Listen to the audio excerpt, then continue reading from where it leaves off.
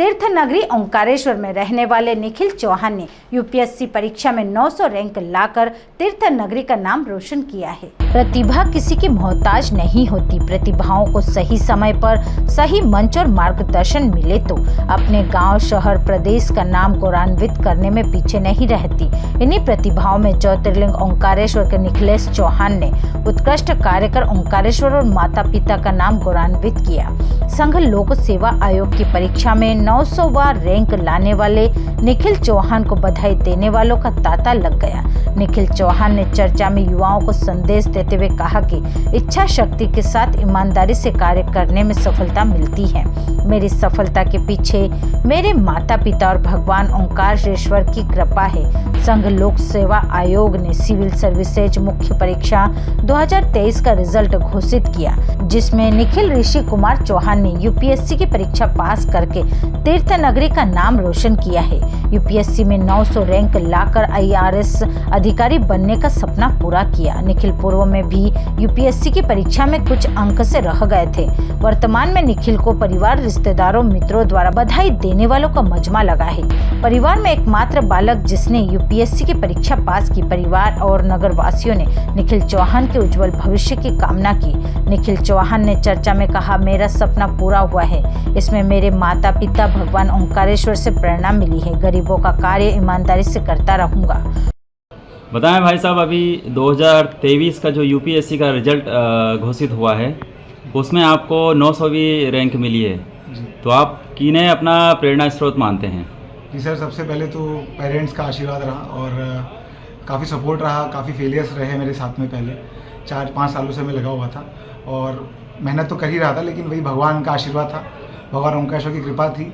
और मेरा सौभाग्य है कि मैं अपना एसोसिएशन जो है वो ओंकारेश्वर से आइडेंटिटी मेरी आती है, तो भगवान का ही आशीर्वाद रहा है, जिस कारण से मेरा एग्ज़ाम क्लियर हुआ है।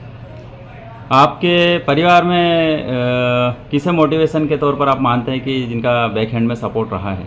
सबका ही सपोर्ट रहा है सर, लेकिन मेरी मदर का सबसे ज़्यादा सपोर्ट रहा है मुझे, जो कि, और महिलाओं का सबसे ज़्यादा सपोर्ट रहा है मेरी फैमिली में मुझे, जो कि इसी कारण से शायद मैं आज इतनी ठोकर खा के, और मतलब इतने फेलियर्स के बाद भी मैं अभी तक मैं संभल पाया हूँ, वरना मुश्किल थी इतना कुछ कर जाना। अच्छा, आने वाली जनरेशन को आप क्या कुछ मोटिवेशन के लिए एक संदेश देना चाहेंगे? यही है कि आप जो भी फील्ड में लग रहे हैं, चाहे आप बिज़नेस करें, चाहे आप कोई एग्ज़ाम की तैयारी करें, कुछ भी करें, फेलियर्स तो आते रहेंगे। और फेलियर्स कई बार बहुत बुरे हो सकते हैं। कई बार लगेगा कि हमें कुछ सपोर्ट नहीं मिल पाएगा, कुछ ना कुछ तो लगेगा ही, और टूटने जैसी हालत हो सकती है।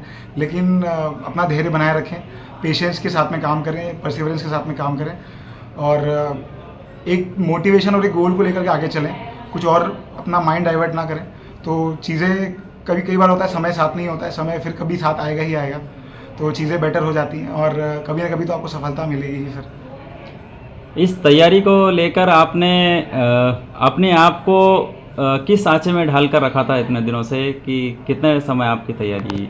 जी सर, मैं जस्ट मेरा 2018 में मेरा कॉलेज ख़त्म हुआ था, सिविल इंजीनियरिंग से मैंने बीटेक किया है, और उसके बाद से फिर मैं दिल्ली चला गया था तैयारी के लिए, लेकिन कोविड के कारणवश मुझे वापस आना पड़ा, और फिर मैं घर से ही पढ़ाई कर रहा था, तो कम्प्लीटली आइसोलेट हो चुका था घर पे आकर के, और ज़्यादा मतलब डाइवर्जन्स नहीं रखता था।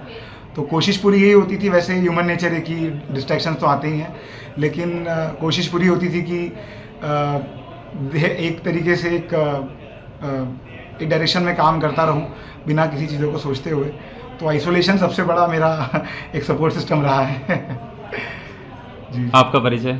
मेरा नाम निखिल चौहान है और मैं ओंकारेश्वर मध्य प्रदेश से आता हूँ। ओंकारेश्वर से ललित दुबे की रिपोर्ट।